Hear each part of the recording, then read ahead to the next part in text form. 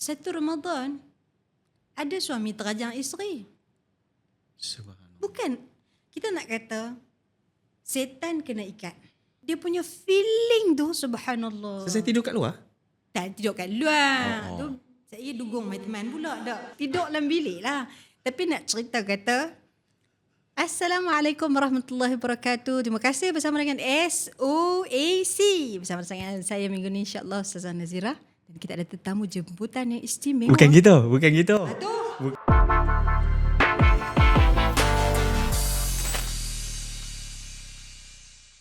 Ustazah Nazira. Oh gitu. Terus. Aduh. Ya, Ustazah. Mana kamera dia tak bertukar lagi? Tu dia. Ustazah Nazira, terima kasih. Terkejut tak habis lagi tu kan. Dia memang macam tu. Dia memang macam tu. Subhanallah. Ustazah sihat? Ustazah, terima kasih dah sampai di SOAC ni. Setiap orang ada cerita yang podcast yang tak seberapa. Tapi Ustazah sudi juga sampai kat sini. Alhamdulillah. Saya kena paksa tadi pasal saya buat. Jangan gitu. Ustazah bagi tahu bocor macam tu. Tak apa, tunggu belakang nanti. Tunggu. Ya, subhanallah. Ustaz, apa katanya Ustazah baru balik daripada Ustazah travel ya. Baru habis travel ni, berjalan-jalan. Alhamdulillah, subhanallah. Berjalan-jalan ke? Fantashiru fil ard. Insya kan. Duk Ustazah memanglah gitu. Okey. Bertebaranlah ke muka bumi. Pasal bila kita berjalan ni kan, saya baru balik daripada Vietnam hari tu. Okey, Vietnam. Awal bulan Berapa satu, negara bulan Ustazah satu. pergi? Sombongnya. Geramnya. Mari kita cerita. Saya awal bulan satu hari tu, saya Alhamdulillah pergi ke Vietnam. Kemudian pada awal bulan 2 saya pergi ke India. Okey. Pergi India 14 hari, kemudian balik transit di Malaysia dalam 6 jam, kemudian terus travel kembali ke Saudi. Alhamdulillah. Back to back. Ni baru sampai Malaysia. Jadi kalau tengok muka macam Shah Rukh Khan tu, dia kasi Shah Rukh Khan. Tapi- Mai pula hari ni tengok. Tolong sikit. Bahasa-bahasanya. Kutidam pada celai. Rasa macam okey, balik ke India. Tapi luar biasa, masya-Allah. Ya. Perjalanan yang pada saya itulah, ada kisah yang walaupun 3 negara tapi dengan 3 kisah yang Berbeza. berbeza. Subhanallah. In terms of Islam dekat sana ataupun macam mana Ustazah? Macam-macam. Okay, first kali Ustazah travel pergi ke sana tu untuk apa? Untuk urusan kerja. Okay. Ya. Lepas tu untuk Yang Vietnam? Vietnam healing. Gitu. Hai. Selalu orang katakan Jealous, ustazah ni mesti tak ada masalah. Tu ya. Kan. Pernah dengar macam tu? Pernah?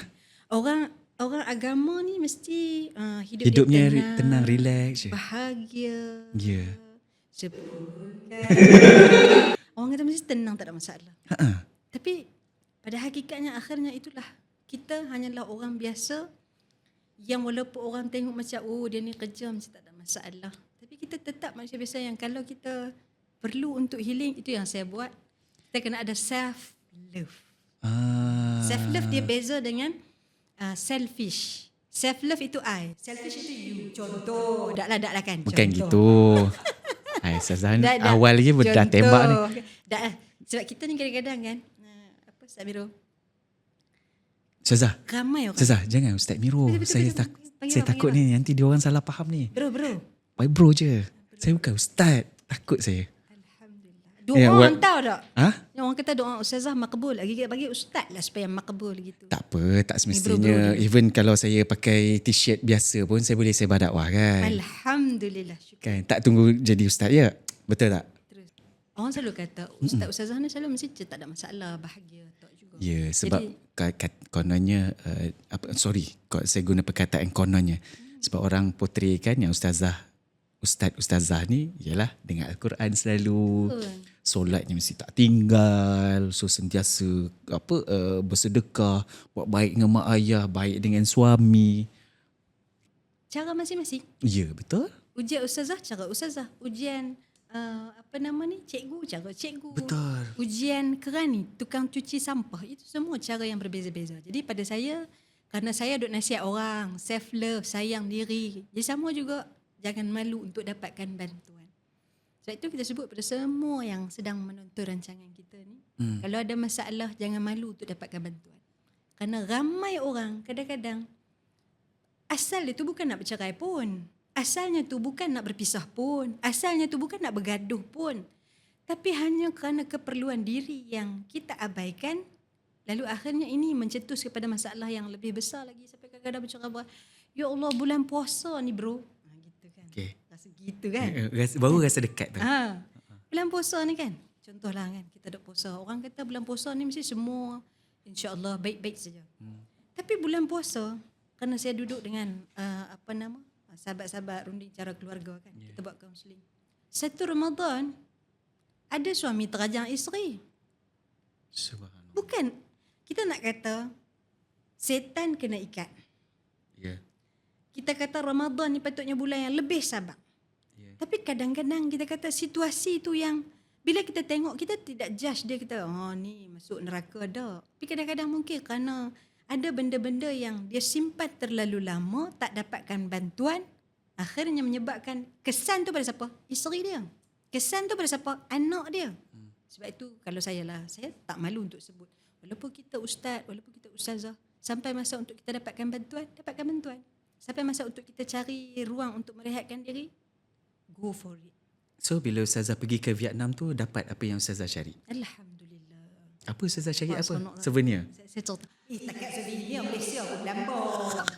Kan? PPZ pun banyak. Souvenir nak pergi jauh pasal apa. Okay. Saya pergi tu bersama dengan wanita-wanita yang juga mencari tujuan yang sama. Kita naik cruise. Duduk, kita boleh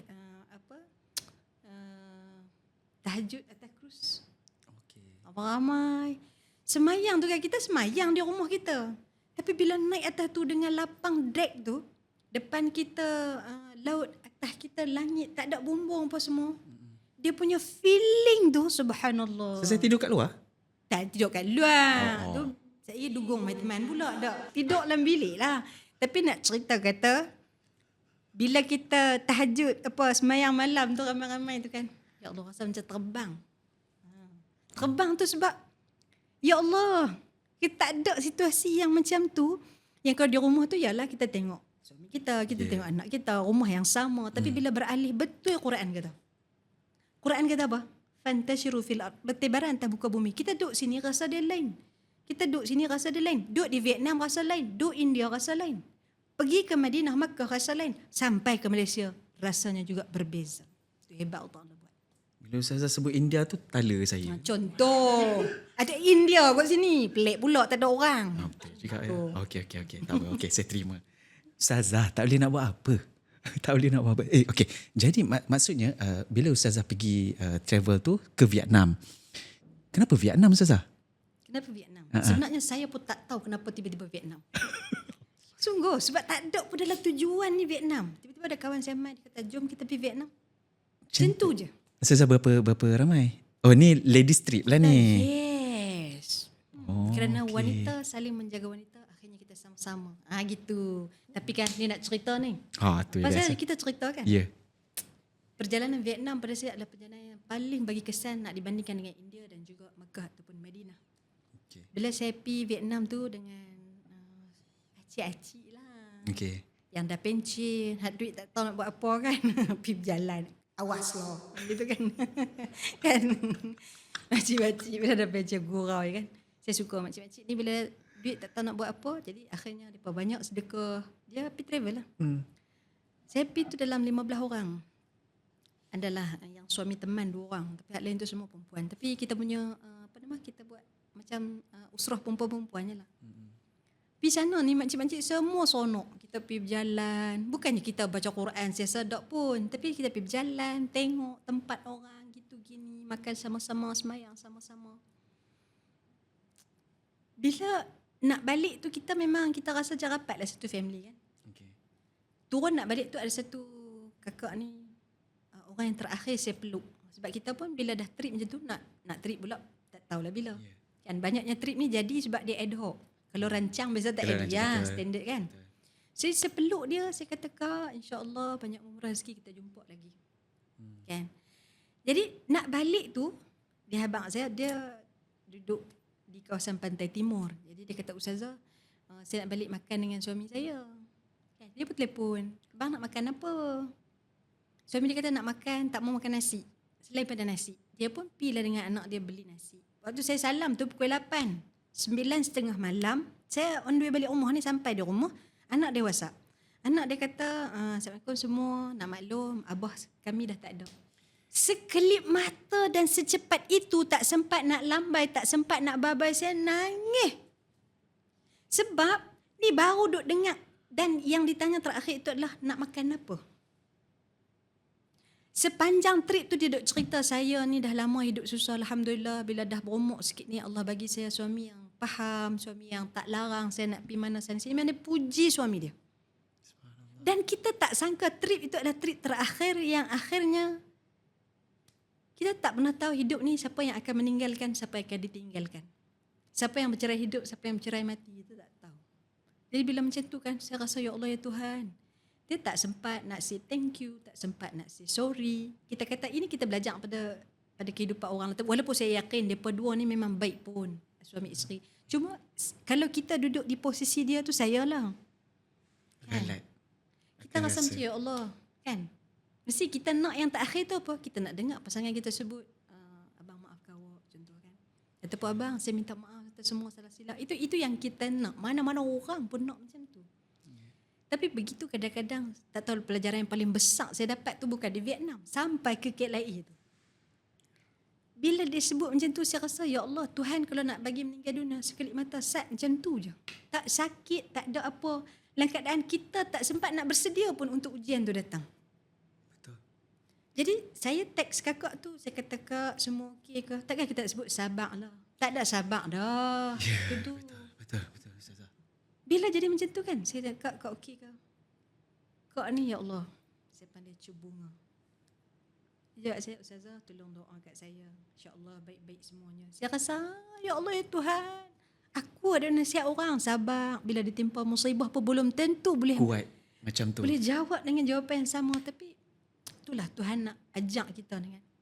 Ada orang yang tenang dia tu, bukan dia dapat time tu, tapi kerana amalnya yang sudah panjang. Kakak ni selalu pergi majlis ilmu, selalu terlibat dengan majlis Al-Quran, selalu terlibat dengan pengajian. Lalu barangkali inilah kekuatan-kekuatan yang dibawa sampai akhirnya pada hentakan yang pertama tu kan Nabi SAW sebut sabar ni apa? Pada hentakan yang pertama. Jadi bila dia kena pam gitu, macam mana dia boleh bertenang? Kerana kekuatannya itu sudah diraih daripada awal lagi. Jadi ini pelajaran paling besar pada saya bila tengok dia macam tu, kasi saya, ya Allah, aku boleh tak kalau kena pada hentakan pertama tu, aku boleh sesabar itu untuk berdepan dengan ujian pada Allah SWT. Kadang-kadang kita orang agama kan, kita cakap belum tentu lagi kita buat. Saya lah. Jadi sebab itu, siapa hak tengok siaran ni, tolonglah doa kat kami ni. Amin.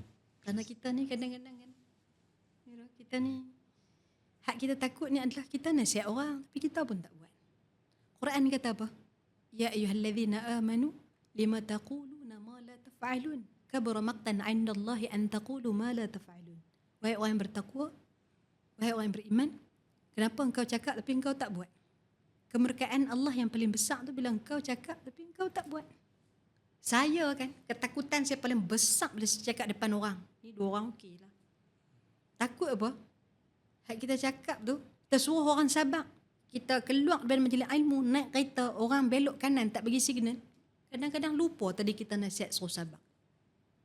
Kan? Jadi sebab itu bila tengok macam tu, saya rasa ya Allah, ini pelajaran yang paling besar untuk dapat sabar bila berdepan dengan ujian. Dia bukan datang sekelip mata sabar itu. Dia mesti sudah dilatih, dia mesti sudah dididik, mesti sudah dipimpin, sehingga bila sampai saat tu dia hanya baik-baik saja menerima ujian Allah SWT. Ini orang beriman, subhanallah.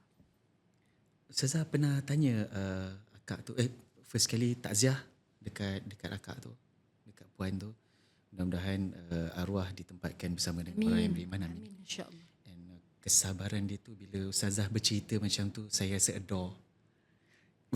Saya setuju dengan Ustazah. Bila Ustazah beritahu, belum tentu kita boleh hadapi macam mana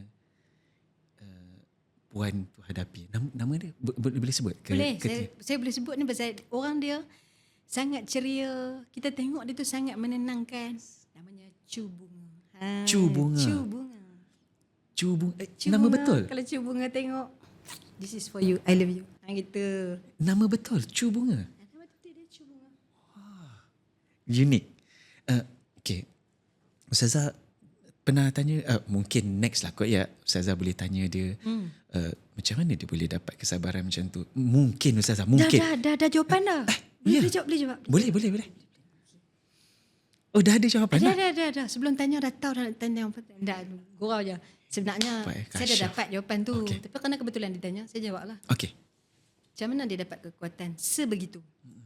Waktu kami duduk ramai-ramai tu, kita macam ada buat sharing dah semua ada kisah yang saya ya Allah tengok ni senyum je, tak ada masalah kan. Rupanya kadang-kadang yang senyum itulah yang paling banyak menyimpan cerita. Ni kan contoh. Hampa duk tengok lagu ni ceria, gelak, nalau punya ni kan. Belum tentu. Sebab orang yang paling ceria itu dia paling pandai berpura-pura bahagia. Dosa tak Ustazah? Kita berpura-pura macam tu? Yelah, tipu kan dosa. Dia tak dosa, tapi akhirnya dia akan menyebabkan kita penat dan kecewa. Saya setuju dengan Ustazah. Perlu ada runding cara ke? Nanti Lepas ni PM tepi. okay. Ustazah, saya pula rasa macam dikorek ni. Okay, Ustazah teruskan. Okay. Masa tu ada usrah. Kita macam usrah lah. Okay. Semua orang cerita kisah masing-masing. Banyak lagi kisah Vietnam ni kalau boleh ceritanya. Tapi bila Tak sampai pergi ke India lagi ni? Tak pergi. Okay. Memang India memang tak sampai lah. Berhenti dekat Vietnam lah. bila turn dia tu kan, dia very simple tau. Dia senyum je. Dan dia yang request untuk bila trip kita ni, boleh tak kita semayang tahajud, boleh kita semayang Qiyamul Lail. Dia yang request. Walaupun sebenarnya kita memang dah dalam tentatif. Tapi dia antara orang yang tanya, ada tak macam tu tau. Okey, Maknanya kesungguhan dia untuk buat benda tu. Okey.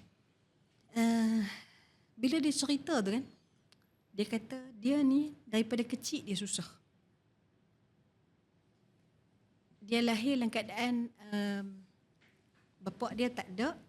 Bapak dia, saya pergi haji kot, saya macam itulah. Naik kapal pergi haji dengan mak dia. Kemudian tengah jalan ayah dia sakit, meninggal. Jadi orang kalau atas kapal dulu kan meninggal, campak dalam laut lah. Kemudian pergi dengan mak dia dalam keadaan mak dia mengandung. Jadi on the way balik dia dilahirkan atas kapal. Okay. Jadi bila on the way balik, mak dia sakit, mak dia meninggal. Siapa yang bela dia dibela oleh mak saudara yang lain, berpindah dari satu tangan ke satu tangan dalam keadaan dia susah, pengajian pun tak dapat. Pindahlah dari satu tangan ke satu tangan sampailah satu umur, pak saudara dia kata, kami tak mampu dah nak belah hang ni. Hang nikahlah. Dia menikah. Umur berapa belah? 18 saya rasa. Ini masa penceritaan beliau lah. Okay. Jadi bila dia menikah, kemudian dia kata, Ustazah, saya ni Allah Tuhan bagi, dia kata. Saya doa, ya Allah, bagilah suami aku ni tak banyak cakap sangat, boleh mana baik dengan dia lah. Nikah-nikah dia kata, betul Ustazah, Tuhan bagi saya suami yang tak banyak cakap. Bukan tak banyak cakap, tak cakap pun dia kata kadang-kadang. Suami yang jenis pendiam gitu. Okay. Tapi pendiam suami itu rupanya adalah ialah hadiah daripada Allah SWT atas kesusahan dia selama ni. Kan? Cuci rumah orang, lipat kain baju. Untuk dapatkan, untuk earn. Perjalanan kehidupan dia sebelum dia kahwin. Okay. Jadi bila macam tu, dia kata, Tuhan bagi kat dia, Alhamdulillah. Lepas lama lah dia kata susah hidup dengan orang ni. Tak usah kata takut orang lah.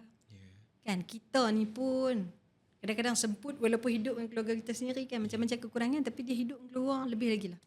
Jadi dia kata dia teringin sangat nak tengok muka mak ayah dia ni, sampai dia sebut, dia kata, Ustazah, cu doa supaya mak dengan ayah ni main dalam mimpi, kerana dia teringin nak tengok muka mak ayah dia, kerana dia tak pernah tahu pun macam mana muka mak ayah dia.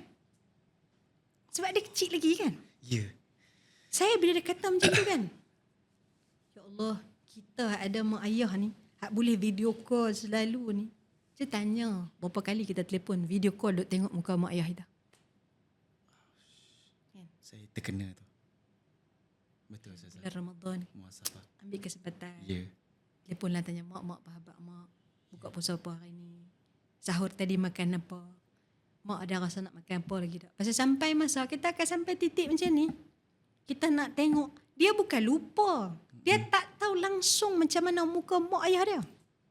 Ada orang Tuhan bagi ujian macam tu. Kita mak ayah duk hidup sihat elok-elok ni, kadang-kadang kita khilaf dengan, kita tidak memanfaatkan pun yang ada ni dengan dimomentkan pada kehidupan yang berbaki. Saya bertengok tu, saya rasa ya Allah ya Tuhan, banyaklah benda-benda yang jadi ujian pada dia, kita tengok, kita ambil sebagai pelajaran. Jadi bila dia kata macam tu, subhanallah, sampailah dia kata susahlah hidup dia ni, sampai susah. Kat ujung-ujung tu lah dia kata, alhamdulillah Tuhan bagi duit lebih sikit, dia boleh travel pergi sana sini, dia rasa gembira lah. Dia kata trip ke Vietnam tu dia rasa sangat seronok. Which is waktu tu bila kita dengar, saya rasa syok lah. Pasal bila kita berjalan sama-sama, orang jalan dengan saya, dia sebut, dia kata rasa syok. Saya rasa berbaloi perjalanan tersebut. Dalam keadaan kita tak pernah membayangkan, dia tengah di kemuncak kegembiraan, balik, kena kerat pula. Bahasa kita lah, kita kata. Ya. Mudah faham. Balik tiba-tiba dapat hentakan kedua, hentakan pertama yang kita rasa, ya Allah, kalau aku belum tentu lagi aku mampu nak berdepan macam mana dia hadap. Jadi bila saya tengok macam tu, ialah bila kita kata soal mencari kekuatan ni, pada saya pertama, orang ni kadang-kadang jadi kerah kerana keadaan mengeraskan dia. Dia boleh jadi sabak ni apa? Kerana keadaan yang menyebabkan pembentukan kesabaran itu datang secara tanpa sedar. Sebab tu kalau kita hari ni, sahabat-sahabat yang sedang diuji, mungkin inilah jawapan doa kita kepada Allah SWT. Kita minta dengan Allah, ya Allah jadikan aku orang yang sabar. Lalu Tuhan bagi ujian demi ujian, sehingga akhirnya ujian itu yang menyabarkan kita. Kan? Bila tengok cu ni, saya rasa, yalah, ada benda-benda yang sampai satu masa hidup kita ni, akhirnya kita kena terima hakikat. Tak semua orang akan dapat happy ending. Kan? Kita, mana ada orang mau tiba-tiba dalam keadaan ditinggalkan oleh pasangan, dalam keadaan kita baru je sonok-sonok. Lalu saya teringat, Bro Miro, Buya Hamka, dia ada tulis satu buku di bawah lindungan Kaabah. Satu watak lelaki namanya Hamid, disandingkan dengan satu watak wanita namanya Zainab.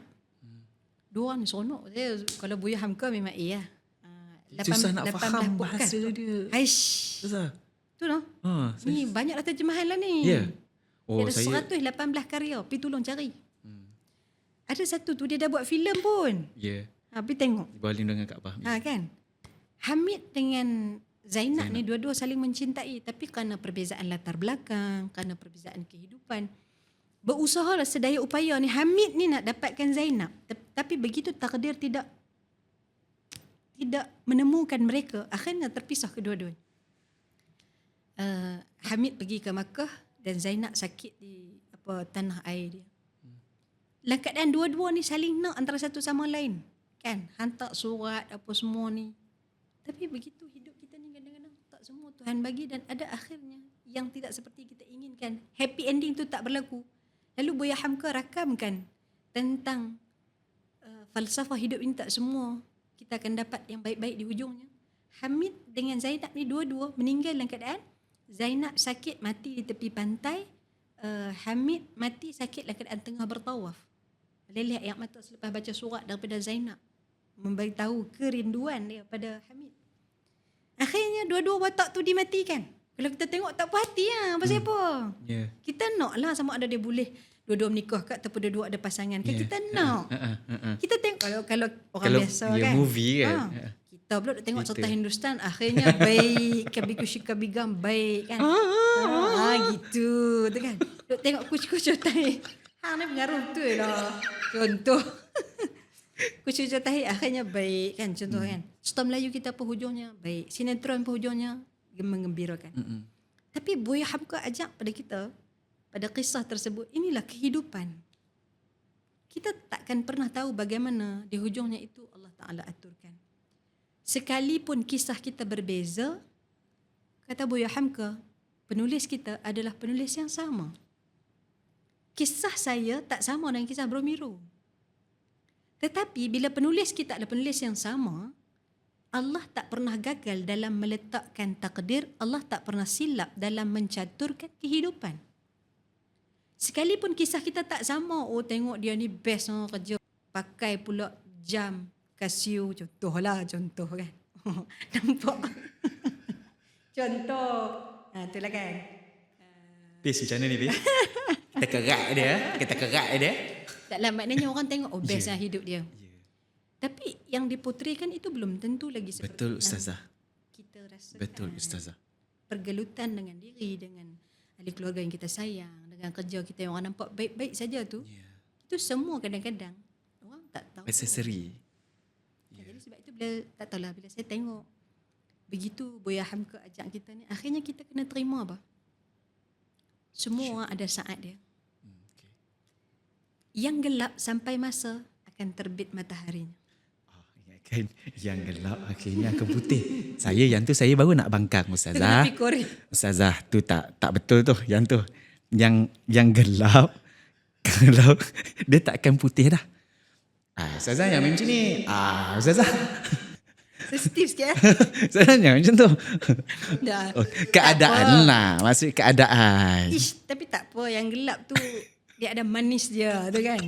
Hitam itu perilis. Lama tak tengok iklan tu no. Dulu sempat hidup zaman tu. Mesti tak hidup je. Mana hang muda betul no. Kan sempat lagi. Hitam adalah itu brand. Sungguh tak elok. Tak bagus. Zaman dulu. Ya.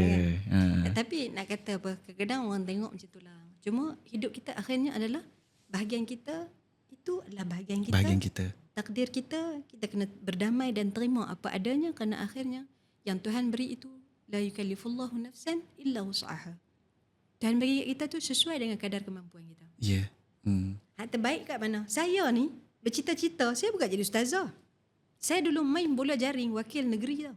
Saya nak abang lah. Rendah je Ustazah. Macam mana bola jaring boleh? Saya main bola jaring. Bola jaring bukan tinggi-tinggi ke?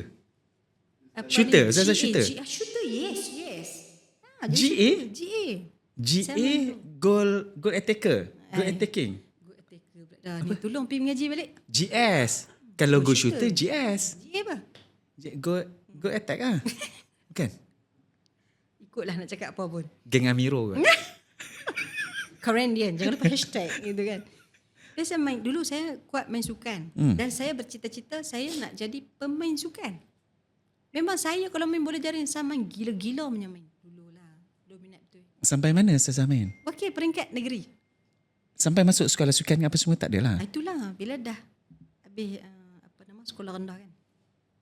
Nak pergi dapat tawaran sekolah sukan, tapi bapa saya kata no. Dia kata anak dia daripada ramai-ramai ni, dia nak ada seorang anak dia yang jadi ustazah. Jadi hal lain tu interview tak dapat. Time saya tu Allah Ta'ala mentakdirkan dapat. Saya teriak lah balik pada interview ni kan, ni basah belakang ayah ni, tak mau jadi ustazah punya pasal. Kenapa Ustazah takut? Bukan, sebab dulu hidup saya dulu tomboy-tomboy sikit kan, kelakian. Dulu jenis kawan tu adalah lelaki je. Ganas ni, ganas ha. Itulah muncul jadi ustazah, alhamdulillah. Sopan santai sikit, saya pohon kayu pisang. Dah kan? Aduh. Tapi nak kata itulah Tuhan susun kan? Ya, tapi ustazah. Saya, bila masuk sekolah, sama saya main lagi sukan, saya wakil sekolah saya. Sekolah tak main bola jaring apa semua, memang wakil negeri apa semua. Dan cita-cita saya nak jadi polis. Tapi itulah kita usaha macam mana, daripada nak jadi pemain bola, pergi jadi polis. Akhirnya lorong itu kadang-kadang Allah divert pergi jadi ustazah. So itu yang terbaik untuk kita. Itu jalan cerita kita Ustazah. Macam Ustazah maklum tadi. Itu takdir kita. Wah. Jadi sebab itu bila macam tu kan. Tapi saya rasakan bila mai ke sini dulu nak ceritakan Miro. Nak jadi ustazah ni kita kena pandai lah bahasa Arab. Kena pandai hadis. So saya mengaji sekolah saya dulu, dia panggil silibus Azhar. Okay. Saya mai daripada tak tahu apa cakap Arab ni, masuk ke sekolah tu, ujian pertanyaan subjek hadis saya dapat markah 9 je. Markah subjek hadis 9. Saya ni okay. Bukanlah nak besar diri ke dah. Okey tak. Ni ceritalah kan. Tak apa. Saya dulu Sekolah rendah saya tak pernah dapat nombor lain kecuali nombor 1 atau nombor 2 atau nombor 3. Tadi nombor 9 tu jadi Tak, tu sekolah menengah. sekolah menengah. Okey. Sekolah rendah saya memang skorer lah. Skorer. Maknanya saya memang nombor 1, nombor 2, nombor 3. Jadi kalau naik pentas tu memang nama saya dengan ada seorang lagi sahabat saya jadi doktor lah ni. Memang nama kami 2 je. Tak, saya nombor 1, dia nombor 2. Tak, dia nombor 2, saya nombor 1. Macam tu kita. Bila masuk ke sekolah agama, sebab ni kan bapak saya memang nak anak dia jadi ustazah. Ya. Yeah. Saya punya culture shock kerana kita tak faham. Kali pertama exam tu 9, tak boleh brain ni. Daripada budak cemerlang, tiba-tiba kita dapat 9. Saya tak boleh brainnya. Macam mana nak ngaji dalam keadaan kita tak faham. Subjek, itulah saya ingat lagi. Hadis 9. Subjek tafsir 46. Kita sentiasa duduk cemerlang. Tiba-tiba, Tuhan bagi. Ni, 9 ni berapa? E dah tu. E apa? F no? Tak ada apa dah. Kan E, F no? Ada lagi ke? G ada ke? Dia senang cerita, dia tak nak panjang-panjang, dia tulis elok berhenti je lah. Dia tulis macam tu.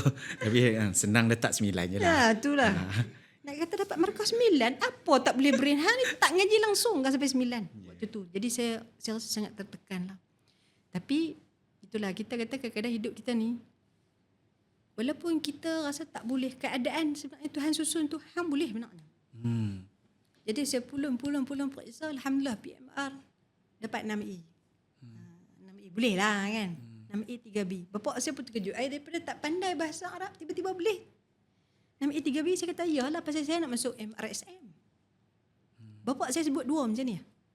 Hang nak berhenti tak Mahmud masuk MRSM, hang nak tanggung sekolah hang sendiri ataupun hang terus ngaji Mak Mahmud, ayah tanggung.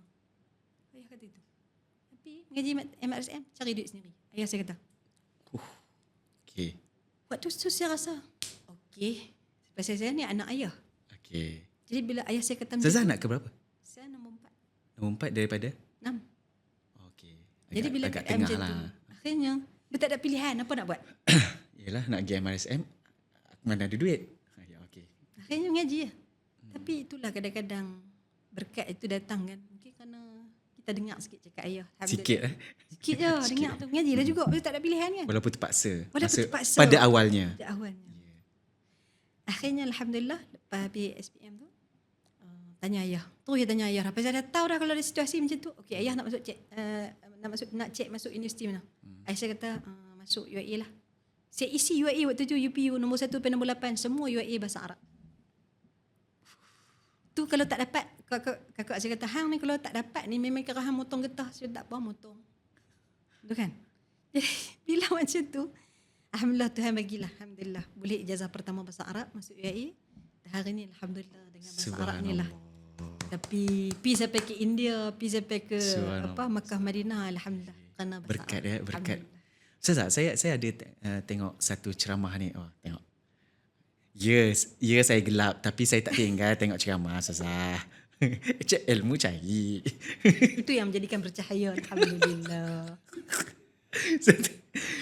Bila Ustazah sebut tadi tu berkenaan dengan perjalanan kita, Allah dah atur. Takdir kita dah ada dah. Masa tu saya tengok ceramah tu, Ustaz tu kongsi Indonesia. Ustaz tu kongsi, dia kata kita ni selalu, kita tak sedar kadang-kadang kita tak sedar yang kita sedang mengatur Allah. Kan kita berdoa, ya Allah ya Tuhanku, bagilah aku 1 juta, bagilah aku tak ada duit ni ya Allah, aku nak bayar hutang aku nak ni. Lepas aku dapat itu insya-Allah ya Allah aku akan banyak sedekah gitu. Kita minta dengan Allah. Sehari Allah tak bagi. Sebulan Allah tak bagi.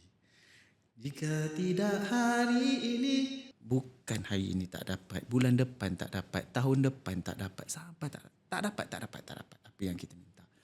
And tak dinafikan ada, ini pun di antara orang sahabat-sahabat saya juga, sampai dia persoalkan, kenapa Allah kejam dekat aku sampai macam ni?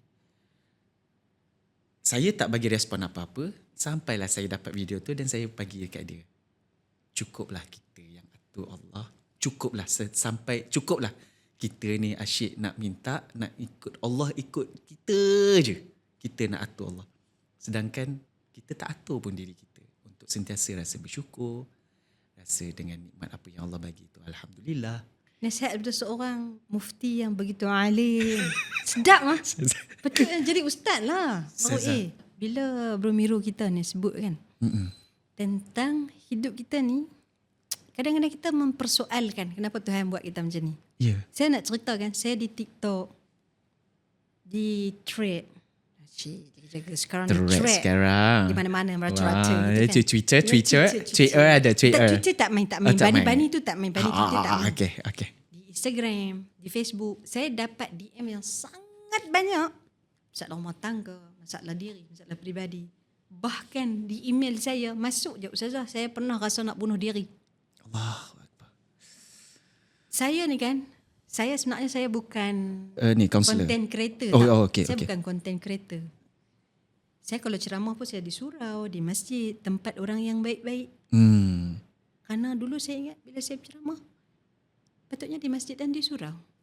Tapi bila mai ada satu abang, satu kakak ni, daripada sahabat masjid original.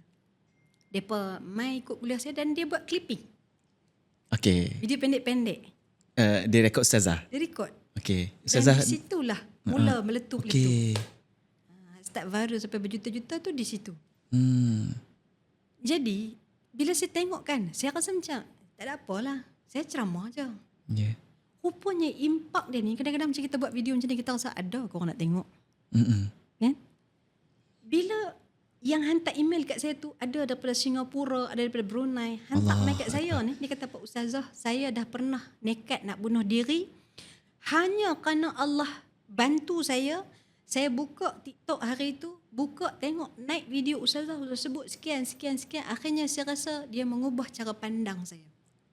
Subhanallah. Saya rasa waktu tu kan memang apa perasaan Ustazah masa tu?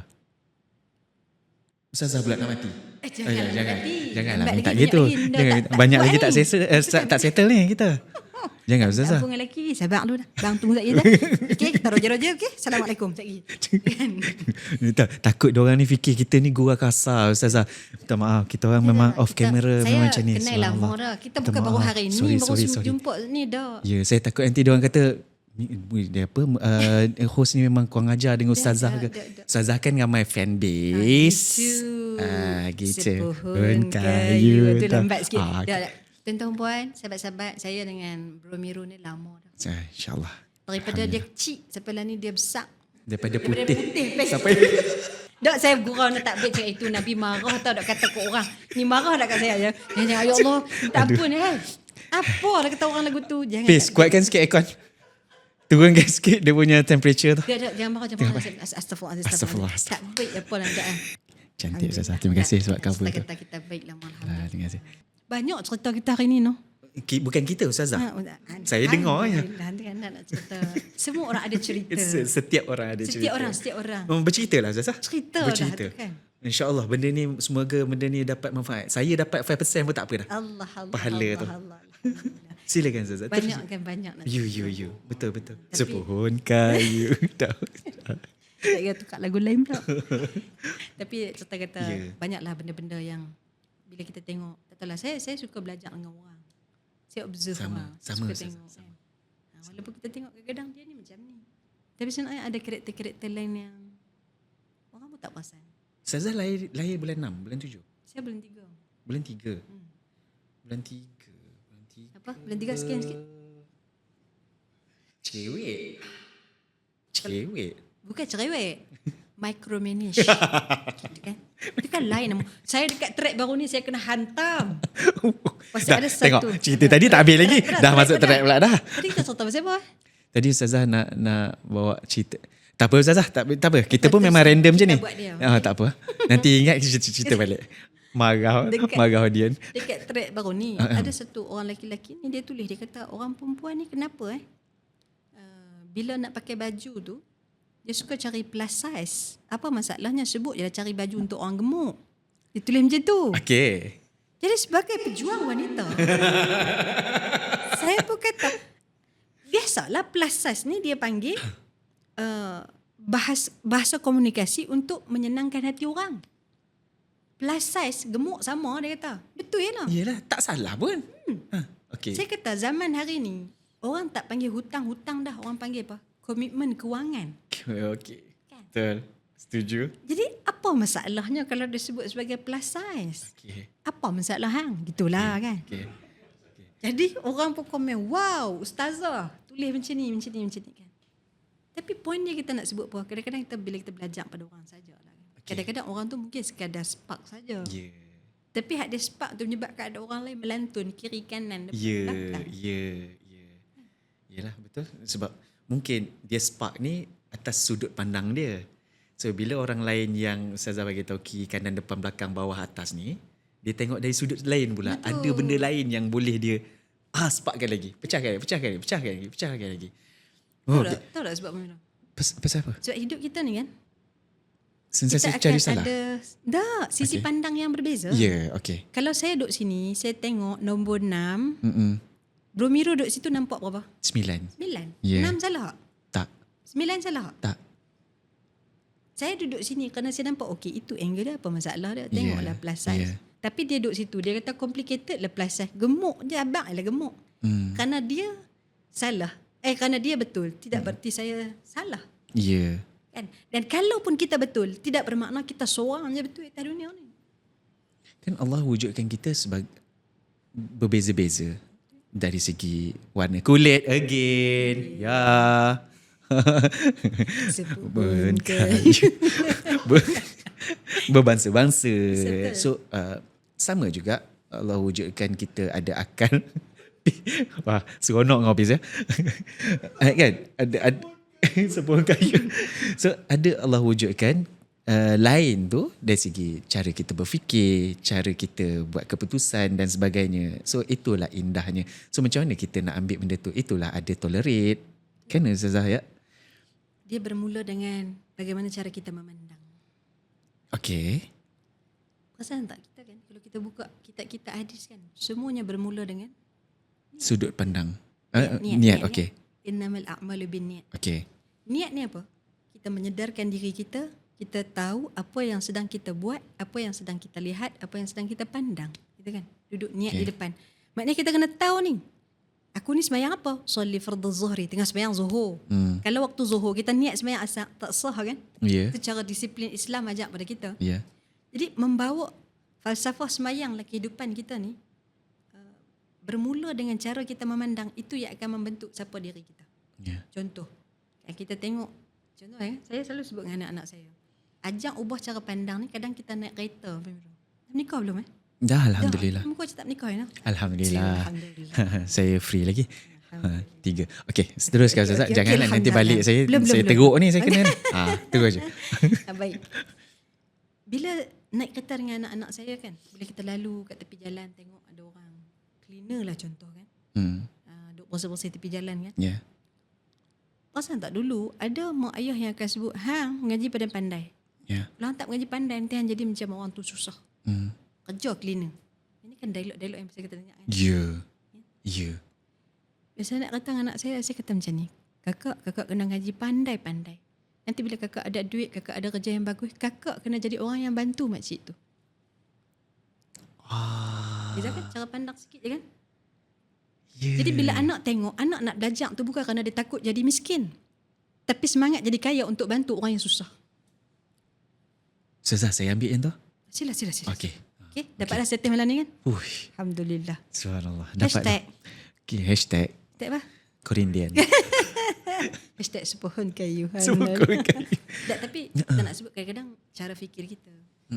Benda ni macam dia kecil je. Yeah. Tapi besar implikasi untuk khususnya saya lah. Yeah. Sebab saya ada 5 orang anak. Jadi nak besarkan anak dalam keadaan dia tengok itu bukan sebagai satu kekurangan, tapi ruang untuk dia menyumbang. Yeah. Ruang untuk dia jadi orang yang bermanfaat pada saya lah. Kita kadang-kadang tengok ada kedai-kedai yang nasi lemak tepi-tepi jalan kan. Saya sebut dengan anak-anak saya.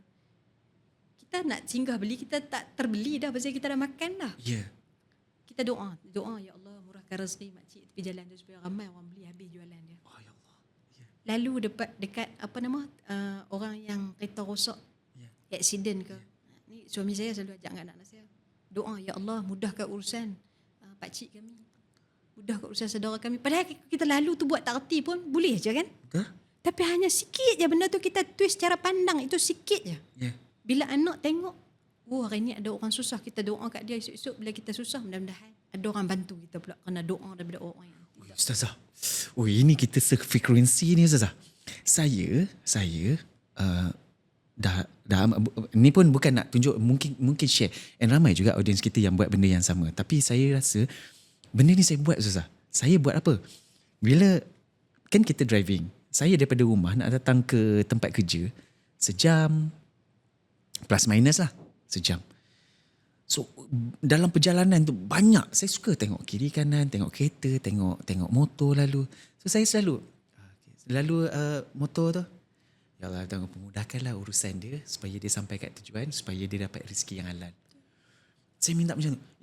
Itu dah jadi macam amalan dah. And itu juga saya bagi pada anak saya. Cakap anak saya nama Aufa, perempuan. Aufa, nanti kalau jumpa orang macam ni, orang susah ke, tak kisah siapa-siapa, doakan dia. Bila kita doakan orang yang dia tak tahu pun kita doa kat dia, itu dekat sisi Allah dia. Sebab kita tak mengharapkan, kita tak ada benda yang kita mengharapkan, kita tak harapkan apa-apa daripada dia. And saya dulu ada sahabat saya, and guru saya juga, cikgu saya juga, Cik Syukri. Dia selalu beritahu, nak sedekah pagi-pagi, pergi sedekah kat kucing.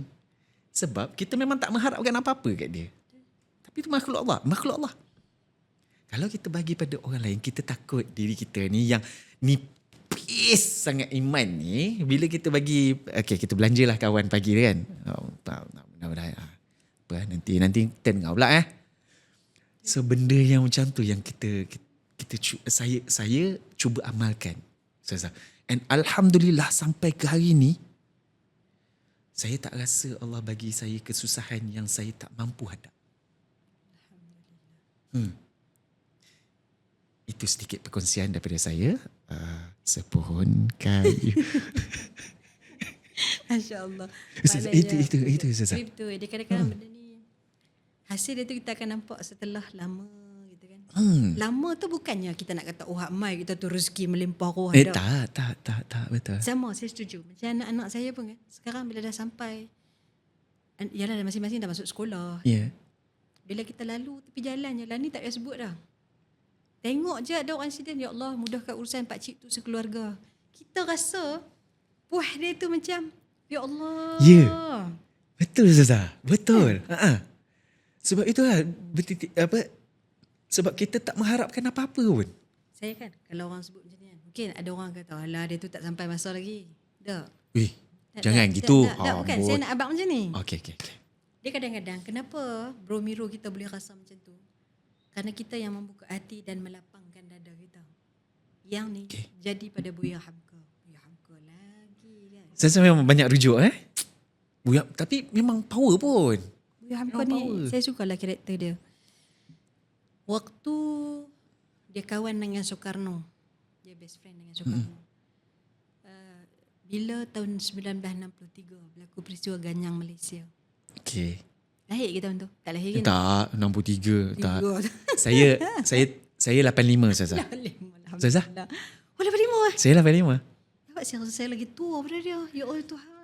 Ustazah, iman adalah mutiara. Ustazah, dia teruskan. Baik. Buya Hamka ni kan, bila dia berada di kemuncak menjadi pegawai atasan, Soekarno kata kita mesti berperang dengan Malaysia. Jadi dia kata, kenapa nak perang dengan Malaysia? Mereka seiman dengan kita, saudara kita, sebangsa, seagama dengan kita. Jadi kita tak boleh bergaduh dengan Malaysia. Bila dia kata macam tu, dia dianggap sebagai tali barut pro Malaysia, lalu dia dihumban ke penjara. Orang yang ada segala-galanya tiba-tiba terpaksa berpisah dengan anak, dengan keluarga, dengan jabatan dia, hanya kerana tidak ada persetujuan dengan pemerintah ketika itu, dia dihumban ke penjara. Orang yang nak masuk penjara ni, kalau kita rasa apa? Tiba-tiba je hilang segala-galanya. Mungkin kalau orang biasa ni kita kata, mungkin ada orang yang sampai tahap nak bunuh diri pun. Kan? Kerana kita rasa macam mana lagi nak buat? Ada pilihan. Apa kata Buya Hamka? Mungkin inilah ruang bila berada di tempat yang sempit. Aku sempat mengenal Tuhan Kerana waktu duduk di tempat yang lapang, aku jauh untuk beramal pada ruang yang Allah pinjam. Subhanallah. Masuk di tempat yang sempit 2 tahun, dia selesai menulis tafsir Al-Azhar karya Buya Hamka 30 juzuk tu. Duduk di luar lama tak sempat selesai, jadi masuk situ 2 tahun. 2 tahun itu penulisan dah selesai. Jadi dia kata apa, mungkin ini rahmat Tuhan untuk aku selesaikan penulisan yang sudah aku mula tapi belum selesai penulisannya. Orang hak kita kata boleh memandang dengan cara macam ni. Kenapa? Kerana bila dia memilih untuk, ini yang Nabi SAW sebut, ajaban li amril mu'min, ajaib orang beriman tu. Dia dapat benda dia suka, dia syukur. Dapat benda dia tak suka, dia sabar. Syukur, sabar, dua-dua baik untuk dia. Maknanya apa? Bila dia melihat ini sebagai satu kebaikan. Yang letih, yang lemah, yang lelah, yang rasa payah, yang rasa hampa, kecewa. Saya malam tadi ada orang, mai mengadu, Ustazah, orang lain sembahyang tarawih, saya nak sembahyang tarawih pun tak boleh. Sebab saya kena jaga mak saya sakit kat rumah. Saya tak boleh sembahyang tarawih, dia kata. Saya nak pergi sembahyang tarawih di masjid. Saya kecewa sangat, dia kata. Dan the way dia kata dia kecewa tu, kalau kita tengok, kita lah kan, kita akan rasa pasal apa bukan tak boleh buat di rumah. Kalau orang hak nak sebut macam tu boleh sebut. Tapi orang yang tak tahu, mungkin saya duduk dalam dunia orang yang memang kita duduk buat cara keluarga, jumpa orang yang susah, orang yang masalah ni. Kita tengok tu, kita kesian sangat kat dia. Jadi saya kata kat dia, cara kita memandang ujian, kalau kita menikmati ia sebagai satu kenikmatan. Sebab itu ada orang boleh minum Americano pahit gila tu, dia boleh sip satu sehirup demi sehirup. Sehingga akhirnya secawan kopi yang pahit tu boleh diminum dan dia kata sedap untuk dia. Sebab dia menikmati kepahitan tersebut. Lalu sama juga Buya Hamka ni. Bila dia menikmati ruang yang sempit dengan senggangan masa yang ada, lalu akhirnya ia datang menjadi satu bentuk jalan yang membawa dia kepada Tuhan. Kan? Dahsyat kan? Dahsyat. Kita ni, kita tidak menafikan untuk kita sedih, untuk kita rasa penat, untuk kita rasa letih. Itu normal kerana kita manusia biasa. Laqad khalaqnal insana fi, salah ayat dia tu. Apa ayat dia? Khuliqal insana dha'ifa. Manusia ni ciptakan dengan macam-macam kekurangan. Saya nak sambung tadi Ahsani Taqwim. Ahsani Taqwim tu surah At-Tin. Itu salah. Kan? Banyak kelemahan tu Tuhan mention dalam Quran. Jadi kalau yang kita teriak tu bukan makna kita lemah. Kerana kita adalah hamba yang penuh dengan kekurangan. Hak kita sedih, hak kita kecewa, hak kita hampa bukan bermakna kita tak redha. Tapi kita sedang dalam proses menjadi orang yang lebih baik. Cuma kadang-kadang kita terluka, menitih air mata. Tak apa, take your time. Sebab tu saya kalau klien saya mai, "Abang Ustazah, saya ni menangis sampai sekarang, saya ni tak redha ke?" Tak. Dia sedang proses sembuh itu kadang-kadang.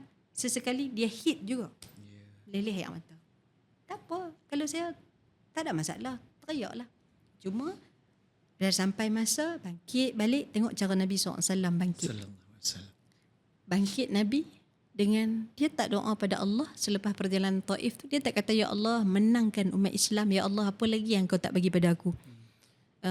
Sahabat-sahabat menderita di Makkah, meninggalnya Abu Talib, wafatnya Sayyidatina Khadijah, pergi ke Taif gagal. Apa yang Nabi tak rasa? Tapi tengok bagaimana orang yang beriman itu, bila dia melihat ia sebagai satu bentuk yang ia boleh nikmati, apa doa Nabi yang sangat masyhur? Nabi SAW sandak di sebatang pohon. Hari ini terbina Masjid Addas. Kalau kita balik perjalanan Taif tu kan. Apa kata Nabi? "Allahumma ilaika ashku dha'fa quwwati." Ya Allah, aku adukan pada engkau lemahnya diri aku ini, wahai Allah. Tengok. "Wahwani 'alan nas." Ya Allah, hinanya aku pada pandangan mata manusia, wahai Allah. "Anta rabbul mustada'afin wa anta rabbi." Engkau adalah Tuhan kepada orang yang lemah dan engkau juga adalah Tuhanku. Dia sedang verification, bahasa kita hari ni, verify. Aku ni lemah ya Allah. Di depan Allah Ta'ala ni, aku lemah wahai Allah. Kalaulah semua yang susah, yang payah, yang menderita ini menyebabkan engkau redha padaku wahai Allah, la ubali, aku tak peduli wahai Allah. Tak ada sikit pun Nabi kata, "Ya Allah, tolong aku, ya Allah, menangkan muslimin, ya Allah, tolong bagi kejayaan pada kami." Tak ada. Yang tinggal itu apa? Ya Allah, kalau semua ini, luka-luka ini menyebabkan engkau redha pada aku, la ubali, aku sanggup ya Allah untuk ambil segala kelukaan ini. Nabi ajak dah dalam hadis dia, cuma kerana kita tak bertemu dengan hadis ini, kita tidak mentadabur, kita tidak mengambil ayat ini untuk dibawa dalam kehidupan. Akhirnya kita tak nampak jalan macam mana nak menikmati kepahitan daripada ujian. Jadi bila tengok tu, Menikmati kepahitan ujian. sebab pada saya lah, bila tengok cara Nabi ni, bukan tak sakit. Nabi, Ya.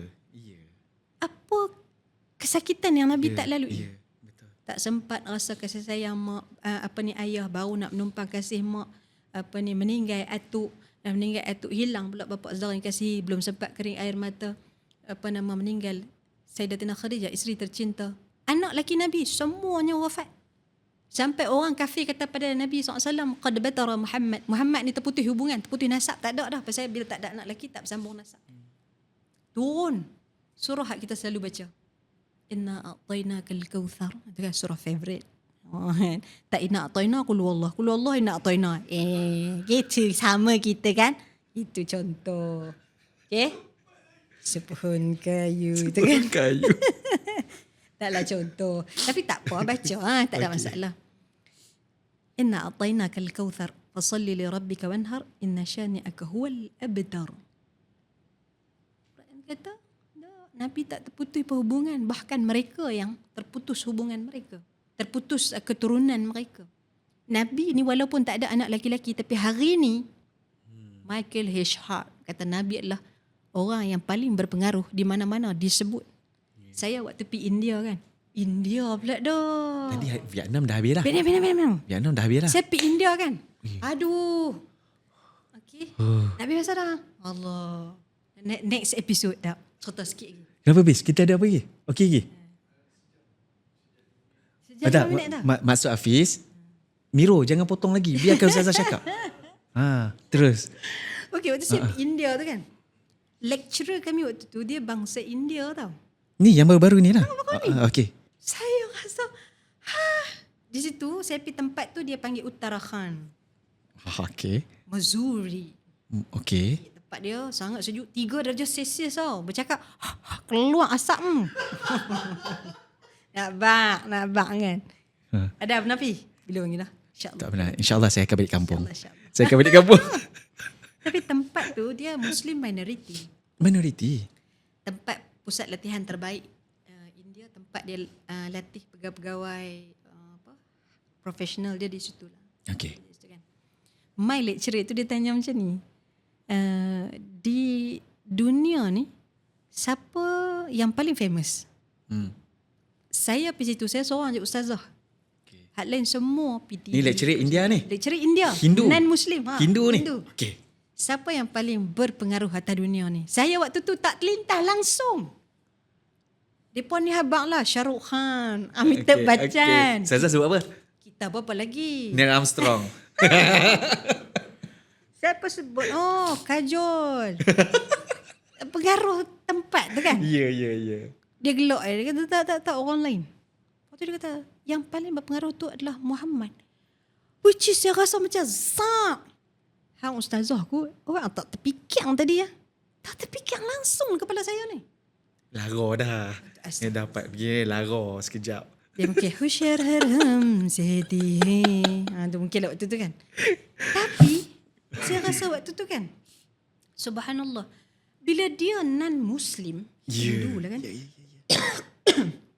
dia boleh sebut manusia yang paling pengaruh adalah Muhammad. Saya rasa, ya Allah ya Tuhan, Nabi aku ni dah lama dah wafat. Tapi mai hari ni 2026 ada seorang ni hak yang tak Muslim pun dia sebut atas dunia yang paling berpengaruh adalah Muhammad. Saya rasa ya Allah, betul Quran katakan inna syani'aka huwal abtar. Nabi ni tak terputus hubungan, tak terputus nasab, tak terputus kita panggil perjuangan dia tu dengan kematian anak-anak, tapi itu yang dibawa, subhanallah. Saya rasa itu cerita di India. Ustazah, aduh, dah nak habis dah ni. Nak habis dah habis. Aduh. Ustazah, last. Sebelum kita nak pergi ke Okay, kita cakap sebelum saya pergi kepada soalan yang tu. Ustazah ada Kita Sedang Sembuh. Wah, Ustazah ada buku. Buku terbaru. Ni, Yang keempat. Ini yang keempat. Sebelum ni sembuhkan lukaku di bibir muka atau sebelum ni buku apa Ustazah? Susah Ustazah. Allah. Kuatkan iman. Bismillah. Bismillahirrahmanirrahim. Ya Allah, ya Tuhan ku mudahkanlah saya nak buka buku Ustazah ni. Ya Allah, ya Tuhan. Kan? Yang kuat iman dan benda betul nak sembuh. Itu baru dia. Kasi tajuk dia. Oh, tu dia. Tajuk dia apa? Kita sedang sembuh. Kita sedang sembuh. Ustazah, Bukan terluka.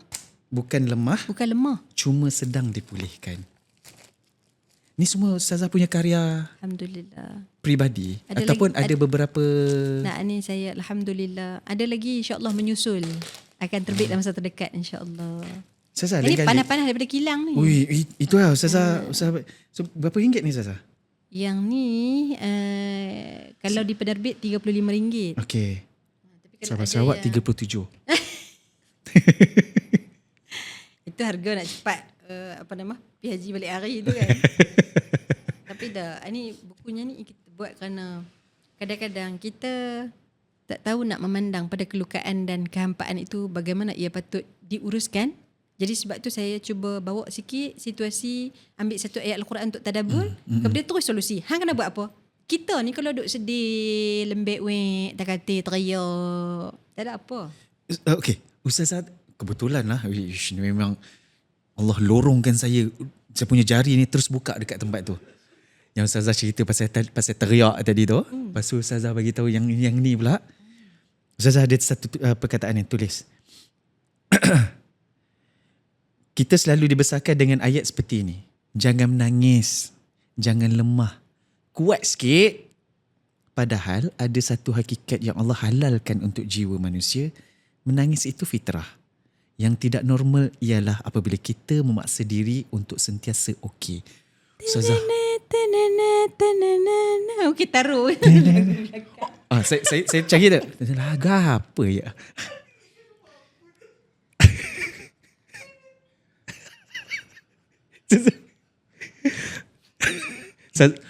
Banyak dengar muzik Ustazah ni. Okay. Ustazah ni powerful. So guys, kalau nak dapatkan buku ni korang boleh pergi ke mana Ustazah? Semua platform media sosial kita. Semua platform media sosial. Ustazah Nazirah Abu Bakar. Yes. Okay. InsyaAllah. Ke belakang pula lah. Maaf, sorry. Ni dia buku. Kita Sedang Sembuh. Subhanallah. Ni yang ni gambar. Dia bukan bukan Handy Plus tu, bukan. Okay, ini gambar. Subhanallah. Ustazah, last lah. Kan Ustazah pergi healing. Ustazah pergi ke Vietnam. And tipulah, Ustazah cakap tadi, tipulah sebagai manusia. Yalah, Ustazah pun ada titik-titik rendah yang Ustazah rasa. Apa yang paling Ustazah rasa? Is it Ustazah penat dengan semua apa yang datang pada Ustazah sekarang ni? Lately ni, kita tahu Ustazah banyak please orang lain. Sebab apa saya cakap macam tu? Sebab, yalah, bila Ustazah bawa dakwah kekeluargaan, perhubungan rumah tangga dan sebagainya, of course akan ada diorang datang untuk mengadu. Oh, okey, mengadu. Ustazah, saya hampir bercerai. Ustazah, saya hampir bunuh diri. Adakah ini semua membuatkan Ustazah rasa penat? Adakah benda ni yang buatkan Ustazah rasa ujian atau nikmat untuk Ustazah ke, atau macam mana sampai Ustazah, yelah, Ustazah kata tadi tu Ustazah pergi healing dan sebagainya. Ustazah faham tak saya punya soalan tu? Faham. Boleh lah ya. Boleh. Saya pun okey lah ya. Okey lah. Okey. Saya sebenarnya titik-titik untuk pergi healing tu dia gini. Dia sampai satu fasa tu kita akan rasa macam body kita bagi signal letih sangat. Letih tu sampai tahap macam mana? Macam mana? Kita rasa nak tidur je. Tu saya lah. Okey. Kita rasa nak tidur, rasa malas nak pergi kerja, kita rasa tak larat. Sebab kadang-kadang, yalah, apatah lagi kita menjadi orang agama, lagilah orang akan kata mesti ikhlas semuanya. Okey. Kalau dijemput tak boleh tolak. Sebab kami memerlukan ustazah. Jadi ustazah kena datang. Dan ustazah Jadi merasakan sebelum benda saya- tu juga. Jadi sebelum saya pergi trip tu kan, siang saya kerja. Maghrib balik mengajar Quran. Kemudian malam ada kelas lagi online. Pengajian-pengajian yang saya tak boleh buat siang kerana siang saya kerja, jadi lepas buat malam, buat online. Every day jadual saya pagi petang malam, pagi petang malam, pagi petang malam. Kerana saya ni ada satu penyakit payah, penyakit ustazah ni adalah dia payah untuk say no. Kerana kita akan fikir, kesian kat orang-orang tu. Kesian kat surau, kesian kat masjid. Saya kira siapa nak tolong mereka? Siang kat Miro. Oh, itulah. Mai jugalah. Itu yang contoh. Kan? Itulah, benda ni sebenarnya tak seronok kalau nak cerita, tapi saya sebutlah sikit kan. Ya. Sebagai satu pelajaran. Ya. Ada orang-orang yang di media sosial sebut ustaz-ustazah ni sekarang ni bermain dengan harga. Letak rate yang tinggi. Harga yang tertentu. Jadi orang judge memperdagangkan agama. Saya tak pernah sebut kat mana-mana ni, saya sebut kat sini kan. Special. Okay. Kerana kita sedang bercakap tentang semua ada kisah. Setiap orang Setiap ada orang ada cerita. Ustazah ni. Makan semut kepada tadi lupa. Itulah pergi healing sampai lupa. Tak ingat. Itulah main-main banyak sangat lawan lupa astagfirullahalazim. Kan? Saya nak cerita lah. Bukan kita nak cerita kata Meletakkan, dia ni memperdagangkan. baik dog. Saya ada kawan-kawan yang bahkan saya pun pernah pada beberapa keadaan yang orang jemput jauh. Pergi daripada KL pergi ke Kedah, balik daripada Kedah ke KL Hari yang sama. Hari yang sama. Pergi pagi balik malam. Yang organizer bayar RM100 saja. Okay. Which is RM100 dalam keadaan kita pergi naik bas kerana tidak nak menyusahkan orang dengan tiket kapal terbang. Balik dengan bas yang sama pada malam hari dan esok kita perlu bekerja. Kan? Kalau ingat-ingat tu rasa macam sedih pun ada. Bukan kerana kita tak ikhlas dak. Dia akan main bisikan Nabi ni lagilah dakwah tak pernah sampai terluka. Hang ni orang bagi ni pun mujuk-mujuk lah boleh ni kan. Tapi saya nak sebut poin dia pada saya ramai kawan-kawan yang tidak pernah meletakkan harga. Bahkan kadang-kadang orang bagi hanya dengan sehelai kain batik. Kalau kita orang perempuan kan hanya dengan sehelai kain pelikat. Tapi balik ni dia tak sebut pun kepada orang begitu. Sehingga akhirnya ada sebahagian kawan-kawan kami yang perlahan-lahan berhenti mengajar kerana ini situasi yang menyebabkan begitu kepada mereka. Bukan kita nak kata, pada saya begini, saya tak mau ulah lah pasal harga-harga ni kerana ada orang dia nak bagi makan kepada staff dia, ada orang itu mata pencarian dia. Kalau kita nak kata dia memperdagangkan agama, itu barangkali kena dipertimbangkan semula kerana kalau doktor kita pergi ambil ubat dia pun kita kena bayar, kenapa tidak untuk orang yang mengaji kita tidak memperlakukan keadaan serupa. Diorang fikir dengan bila belajar agama ni semua free kot. Barangkali ustaz takkan tak boleh ikhlas. Saya kena orang kata depan muka kita. Orang kata apa? Ustazah dengan masjid pun berkira. Contoh kan. Tapi bukan kerana kita minta duit tak. Tapi bila dalam keadaan begitu, ustazah dengan masjid tu salah berkira no. Macam tu itu. Kan.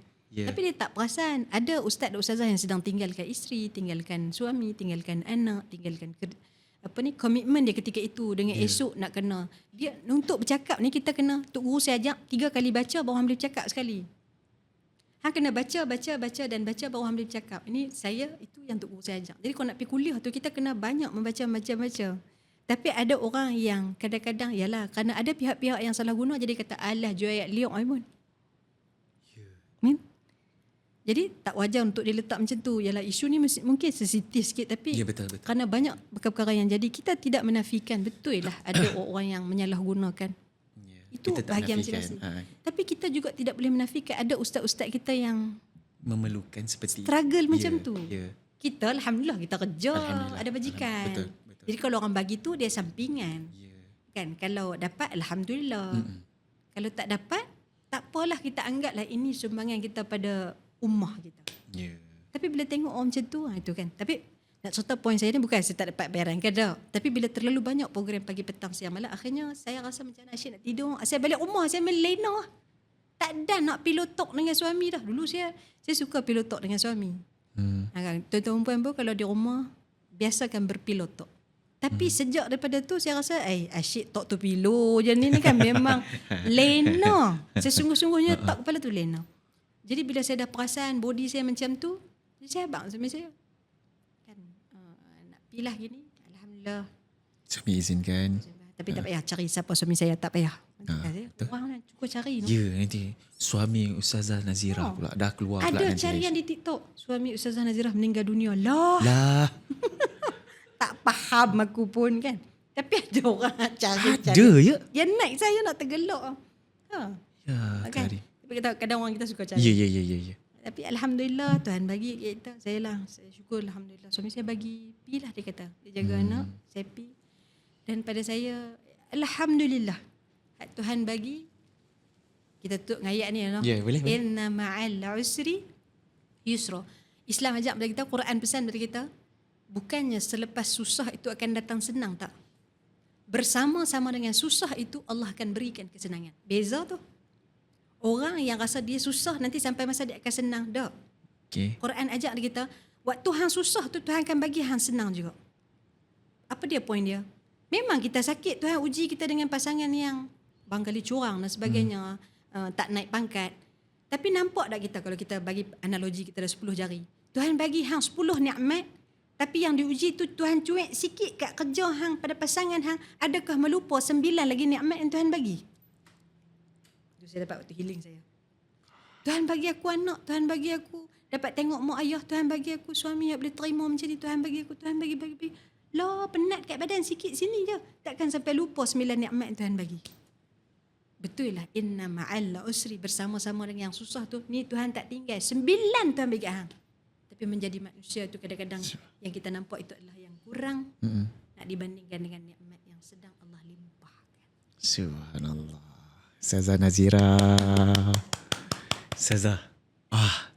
Kita awalnya tadi, guys, kita tak tahu ni nak menghala ke mana, nak bawa tak apa ni. Tak inilah satu tahu. punya program saya mai, dia pun tak habaq kat saya apa soalan apa, tak ada ni. Satu program tau. Lepas tu dia kata pula, Ustazah intro. Ustazah intro. Dah saya intro, dia marah saya pula. Lagi recap, tengok balik muka saya kan mesti berbeza kan.